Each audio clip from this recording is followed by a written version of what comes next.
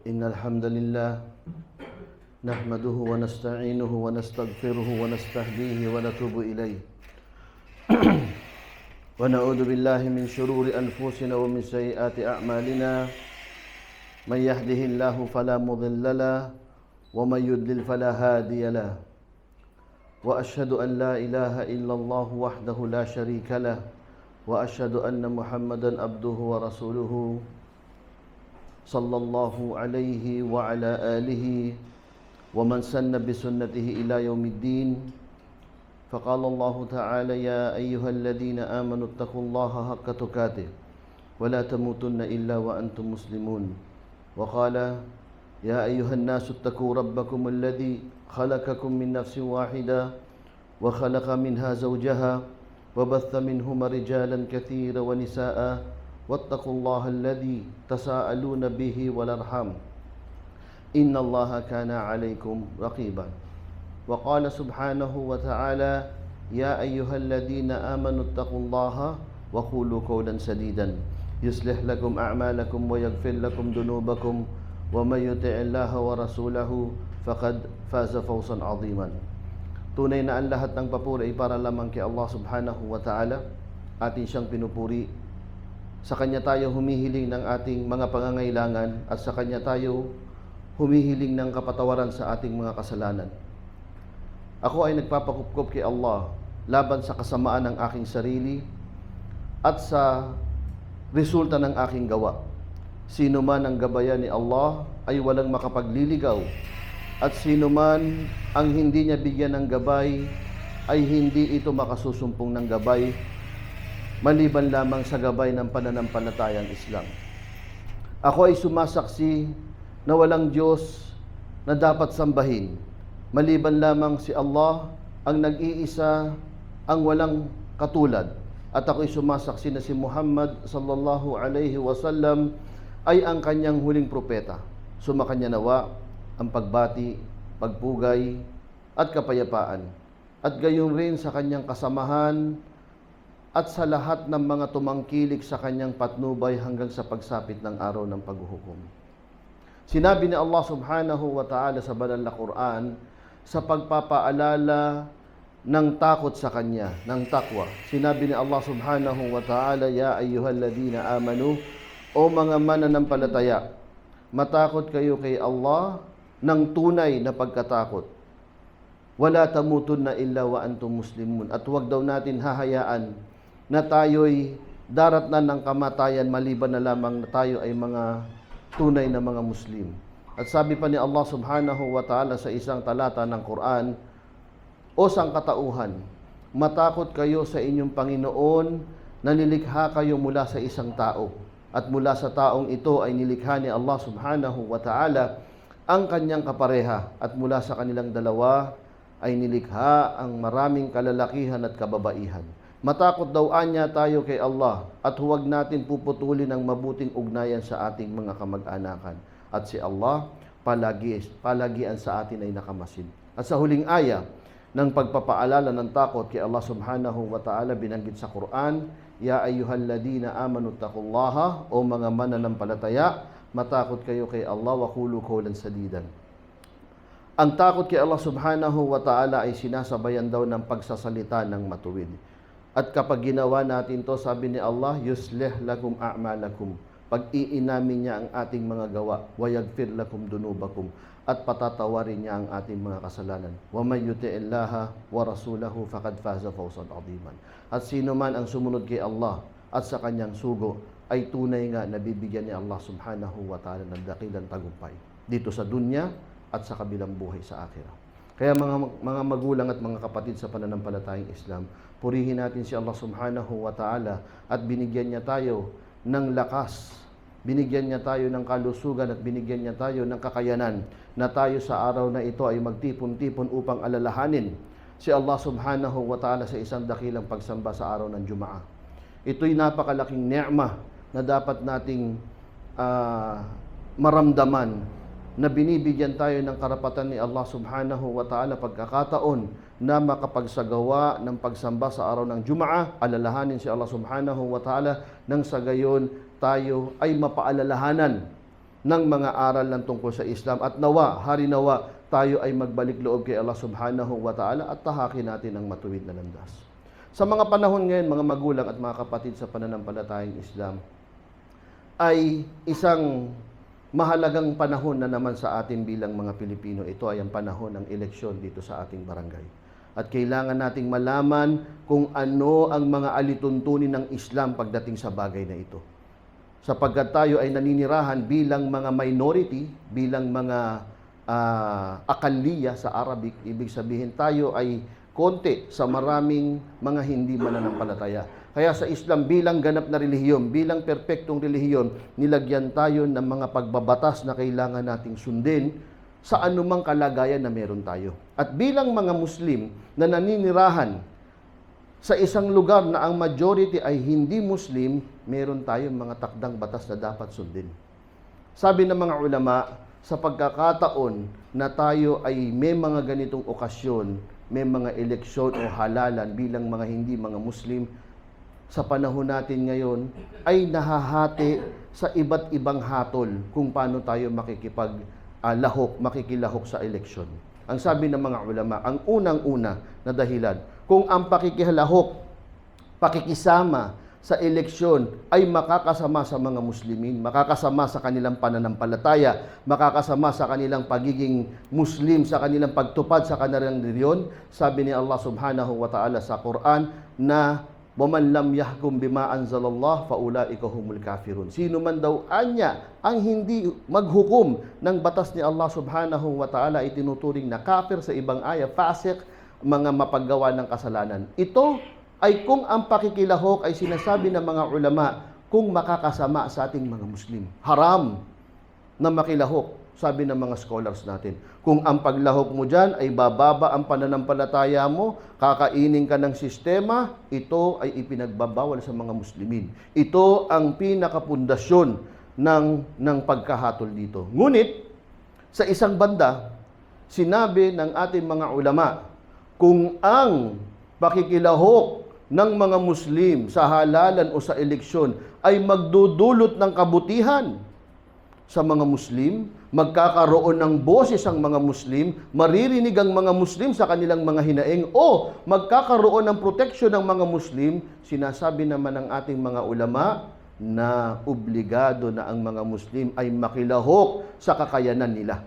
Ito ang sabi ng mga scholar. Sabi sa banal na Quran, وَتَعَاوَنُوا عَلَى الْبِرِّ وَالتَّقْوَى. Sabi sa Quran, magtulungan daw anya kayo sa paggawa ng kabutihan at pagkatakot kay Allah subhanahu wa ta'ala. So, dito natin titignan, kung bang ang pakikilahok ay makakasama sa mga Muslimin, hindi dapat tayo sumali. At kung ang pakikilahok dito, ang pagsali rito ay makakabuti sa mga Muslim, obligado, sabi ng mga scholars, wajib sa mga Muslim na makilahok dito. At paano natin malalaman ito? Paano natin malalaman na ito ay makabubuti sa atin o ito ay makakasama sa atin? Of course, sa pakikipag-ugnayan, sa pakikipag-usap natin sa ating mga leaders, sa ating mga ulama, sa ating mga elders, ito ang ating kailangang batayan. Hindi tayo kukuha, lalo ngayon na uuso na kinukuha natin lagi ang ating pananaw sa social media.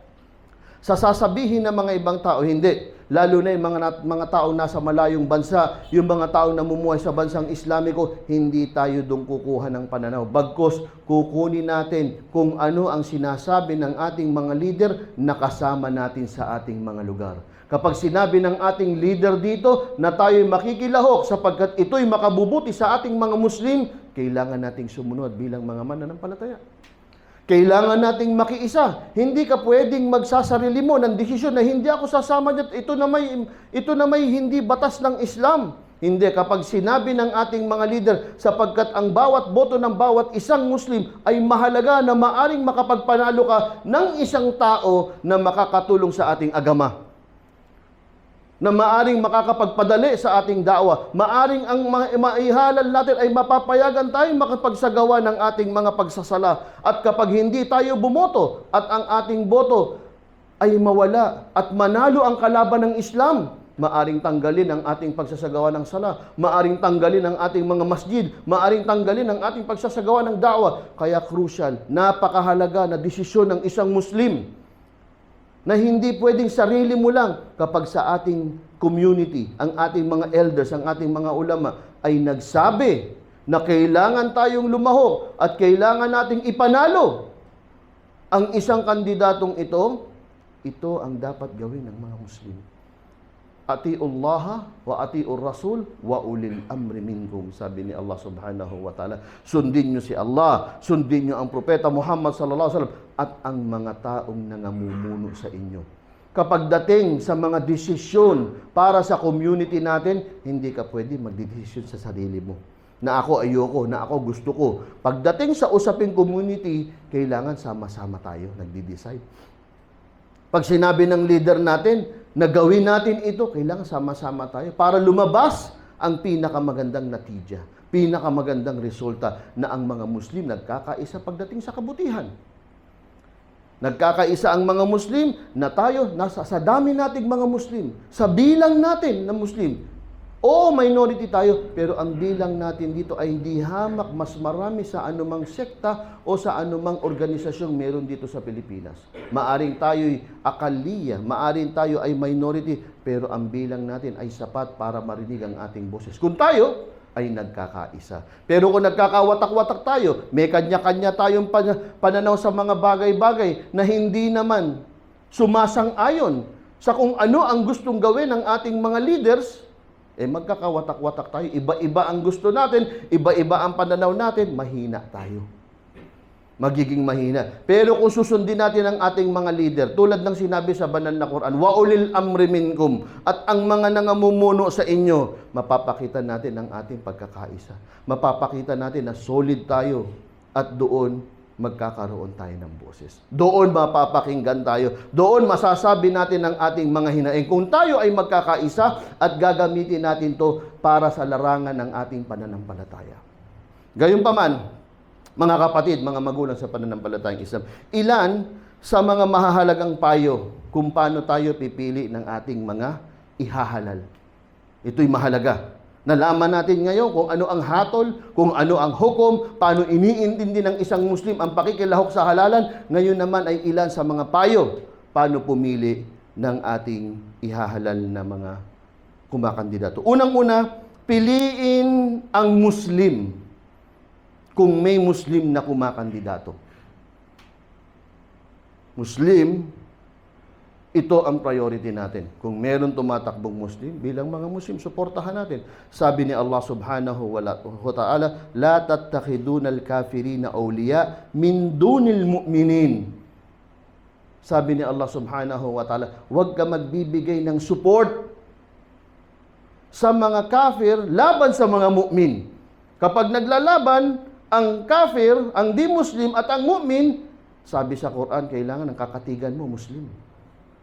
Ang sabi, kapag hindi mo ginawa, min dunil mu'minin, wa may yaf'al dalika falaysa minallahi shay illa an tattaqu minhum tuqa. Sabi ni Allah, kapag ginawa mo yun, na merong kumakandidatong Muslim, at iba yung binoto mo, hindi Muslim, laban sa Muslim, sabi ni Allah, kumbaga sabi sa Quran, falaysa minallahi fi shay. Wala nang pakialam sa iyo si Allah subhanahu wa ta'ala. Wala nang pakialam sa iyo si Allah subhanahu wa ta'ala, except, maliban kung nangangamba ka para sa sarili mo. Kung binabantaan ka, kung tinatakot ka. Pero kung malaya ka naman, kailangan magkaisa tayo na ilagay natin ang mga Muslim. Pero of course, ang Muslim na to, na ilalagay natin dyan, kailangan dumadaan pa rin sa quality ng isang mananampalataya. Yung tatalakay natin mamaya.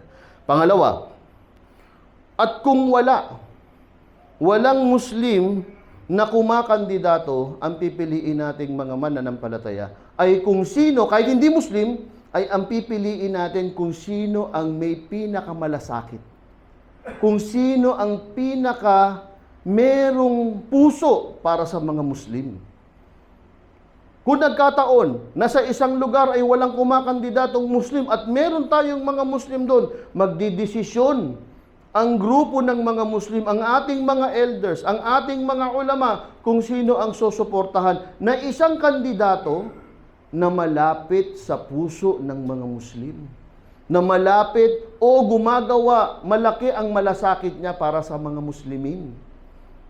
At eto, magdidesisyon nito ang ating mga namumuno at ang ating mga ulama.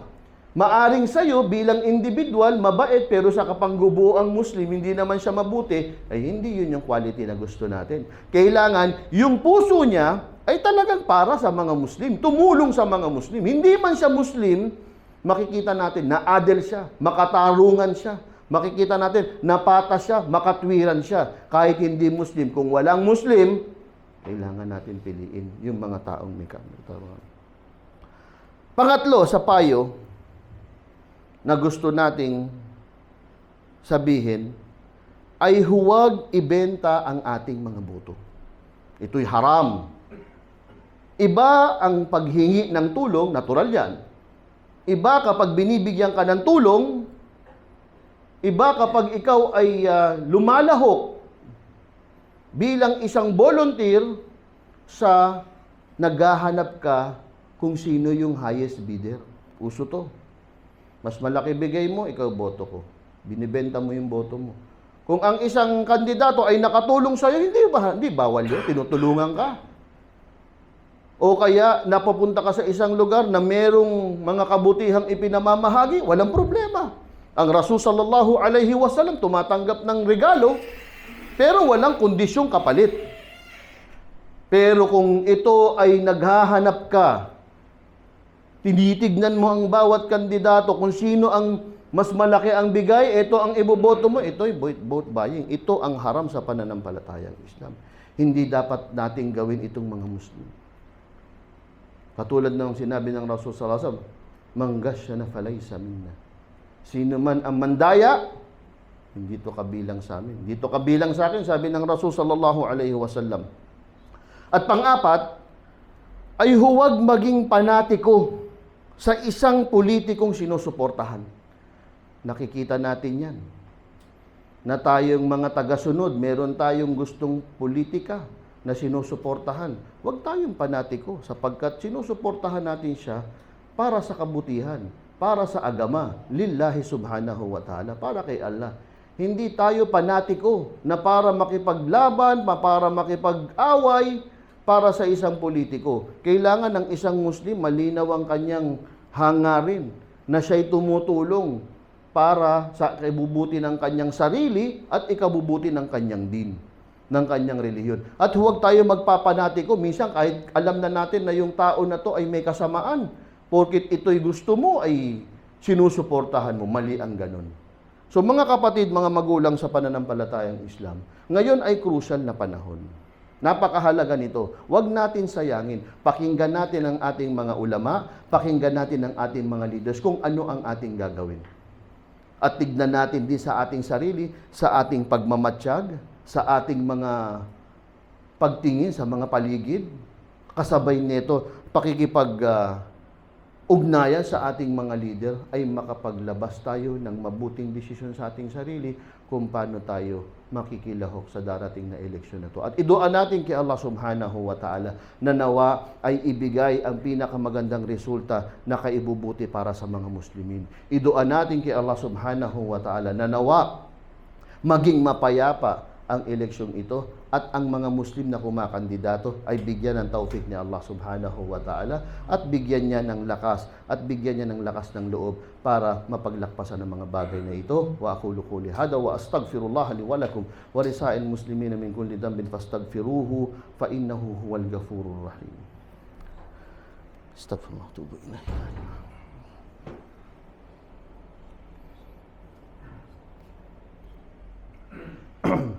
Bismillahirrahmanirrahim. Alhamdulillahi wassalatu wassalamu ala Rasulillah nabiyina Muhammadin wa ala alihi wa sahbihi ajmain. Ang lahat ng papuri ay para lamang kay Allah subhanahu wa ta'ala. Pagbati at pagpugay ay sumakanyang sugod na wala si Propeta Muhammad sallallahu alaihi wasallam at gayon sa kanyang mga kasamahan at sa lahat ng tumangkilik sa kanyang patnubay hanggang sa pagsapit ng araw ng paghuhukom. Sa kabila ng pagpili natin bilang mga mu'min, bilang mga mananampalataya, bilang mga Muslim, marapat din na mabigyan natin ng payo ang ating mga kapatiran na nagnanais na tumakbo, yung mga nais magkaroon ng posisyon ngayon sa ating halalan pangbarangay. Na ito rin ay ang mga guidance mula sa Quran at mula sa Sunnah ni Propeta Muhammad sallallahu alaihi wasallam. Unang-una, para sa mga kumakandidato, pumasok sa politika para makapaglingkod sa kapwa Muslim at sa lahat ng tao. Tulad ng sinabi natin kanina, wa ta'awanu 'alal birri wat taqwa. No, makipagtulungan pagdating sa kabutihan at takot kay Allah Subhanahu wa Ta'ala. At ang isang Muslim ay hindi lang dapat siya maging mabuti sa kanyang sarili. Ang isang Muslim, kinakailangan ay source ng kabutihan. Tinatawag natin na salih at muslih. Ang isang Muslim, ikaw ay mabuti sa kapwa mo at pinanggagalingan ka rin ng kabutihan. Kaya ang isang kumakandidato, marapat sa kanya na maging source ng kabutihan. Hindi ka papasok dyan for the sake of power, hindi para magkaroon ka ng posisyon, bagkus papasok ka dyan, unang-una, para sa ikalulugod ni Allah Subhanahu wa Ta'ala. Pangalawa, para makapaglingkod sa kapwa mo Muslim, sa iyong din. At pangatlo, makapaglingkod din sa lahat ng tao. Sapagkat mismo ang Rasul sallallahu alaihi wasallam ay naging mabuti sa mga hindi Muslim. Man kana yu'minu billahi wal yawmil akhir falyukrim jarahu. O kama qala Rasul sallallahu alaihi wasallam, sino man daw anya ang naniniwala kay Allah at naniniwala sa huling araw, sa araw ng paghuhukom, ay maging mabait ka, maging mabuti ka sa mga kapitbahay mo, sa mga nasa paligid mo. Kaya ang isang kumakandidato, marapat sa kanyang maging mabuting Muslim, maging mabuti sa kanyang kapwa Muslim, maglingkod, at of course, kahit mga hindi Muslim dapat paglingkuran. At kilala ang mga leader ng mga Muslim, Omar bin Khattab, Abu Bakar as-Siddiq, naging adil sila, naging makatarungan sila sa kanilang mga nasasakupang kahit pa hindi mga Muslim. Pangalawa, lumaban ng patas at huwag mandaya. Tulad ng binanggit natin kanina, manggasya na falaysa minna. Sino man ang mandaya, sabi ng Rasul sallallahu alaihi wasallam, hindi kabilang sa atin. So, hindi mo gagawin ang lahat. Mandaya ka para lang manalo ka. Sapagkat si Allah Subhanahu wa Ta'ala ang magtatakda. Hindi mo kailangan dayain. Kung talagang mananalo ka, ay ilalagay ka ni Allah Subhanahu wa Ta'ala dyan. Tulad ng sinabi ng hadith, law ijtama'an nas ay yanfa'uka bi shay'in lan yanfa'uka illa bi shay'in kad katabahu Allahu lak. Sabi ni Propeta Muhammad SAW, kahit na mag-ipon-ipon ang lahat ng tao upang bigyan ka ng kabutihan, hindi mangyayari ito malibang kung takda ni Allah. At sa kabilang hadith, kung mag-ipon man, law ijtama'an nas ay yadurruka bi shay'in. Pasamain ka naman. Siraan ka. Gawin ang lahat ng kasamaan sa'yo. Lay yadurruka. Hindi darating ang kasamaan sa'yo illa bi shay'in kad katabahu Allahu laka. Maliban na lang na kung ito'y tinakda ni Allah. So, ikaw, gawin mo lang ang ginagawa mo bilang kandidato.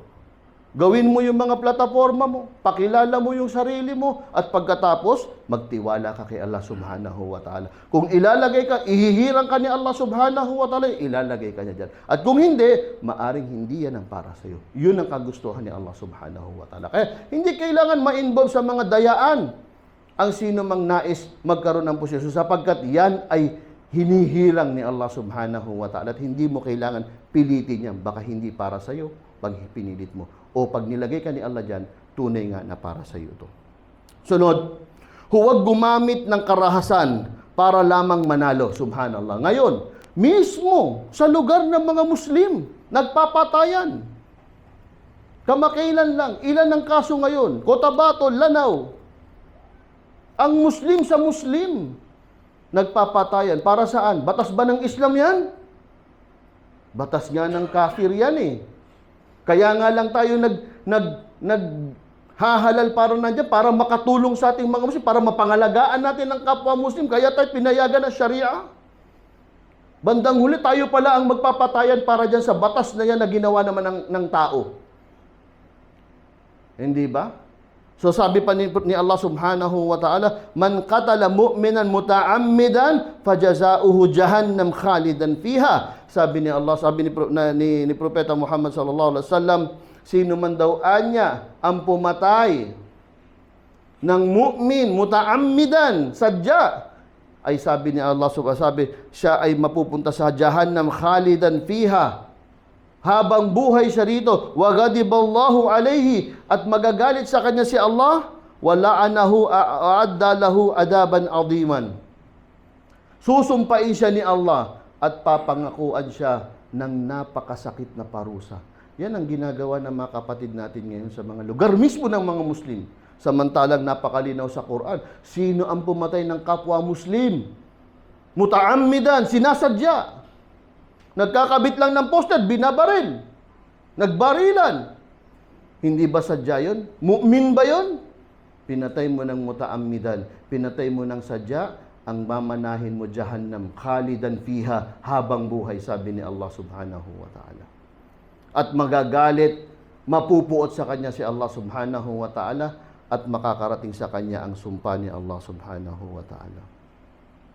Sunod, huwag pa rin maging panatiko o radikal at maging handaman kung tayo ay manalo o matalo na ito'y kadar ni Allah subhanahu wa ta'ala. Sa mga nais tumakbo ng politika o bilang mga pinuno ng ating barangay, ito ang ating gagawin. Ito ang mga payo na mula sa Quran, mula sa Sunnah ni Propeta Muhammad sallallahu alaihi wasallam. Dapat tayo lagi natin check ang ating niyat na ito'y ikhlas kay Allah subhanahu wa ta'ala, na para kay Allah, na kung hindi bigay sa atin, yun ang gusto ni Allah subhanahu wa ta'ala. Ang pinakamahalaga sa ating mga Muslim ay matuto tayo sa mga nangyari, sa mga nakaraan sa atin, sa ating history, sa ating kasaysayan, sa mga ibang Muslim sa ibang lugar. Kumuha tayo ng aral sa kanila at nawa ay hindi mangyari sa atin ang mga bagay na sinapit ng marami nating kapatid na kasamaan dahil sa kanilang kapabayaan. Meron tayong karapatan, nandyan ang ating mga ulama, nandyan ang ating mga elders, mga leaders, upang gabayan tayo, magkausap ang mga Muslim, mag-isip, tignan ang ating paligid, magmasid, makipag-usap sa ating mga leaders, at makapaglabas ng magandang desisyon kung paano tayo lalahok dito sa eleksyon na to, at igawad nawa ni Allah subhanahu wa ta'ala ang kabutihan dito. Kaya iduan natin palagi na nawa ang proteksyon ni Allah subhanahu wa ta'ala ay pumunta sa mga mu'min, ibigay niya ang nasr, ibigay niya ang tagumpay sa mga tunay na sumasampalataya. At pangalagaan tayo ni Allah subhanahu wa ta'ala kung ito'y makakasama sa atin. Pangalagaan niya tayo kung ang eleksyon na ito ay makakasama sa atin, ay proteksyonan niya tayo. Pangalagaan niya ang mga tunay na merong malinis na hangarin sa kanilang intensyon, sa kanilang niya, na kapag sila ay nakaupo sa posisyon, ay para ito sa paglilingkod sa pananampalatayang Islam. Inna Allah amarakum bi amrin adim, amarakum bis salati was salami ala nabiyil karim, faqala inna Allah wa malaikatahu yusalluna ala nabi ya ayyuhalladhina amanu sallu alaihi wa sallimu tasliman. Allahumma salli ala Muhammad wa ala ali Muhammad kama sallaita ala Ibrahim wa ala ali Ibrahim fil alamin innaka Hamidum Majid. Wa barik Allah Muhammad wa ala ali Muhammad kama barakta ala Ibrahim wa ala ali Ibrahim fil alamin innaka Hamidum Majid. Allahumma inna da'awnaka فاستجب لنا دعاءنا فاغفر لنا ذنوبنا وإسرافنا في أمرنا اللهم اغفر للمؤمنين والمؤمنات الأحياء منهم والأموات برحمتك يا أرحم الراحمين. عباد الله اذكروا الله ذكرا كثيرا وسبحوا بكرة وأصيلا وآخر دعوانا أن الحمد لله رب العالمين وأقيموا الصلاة.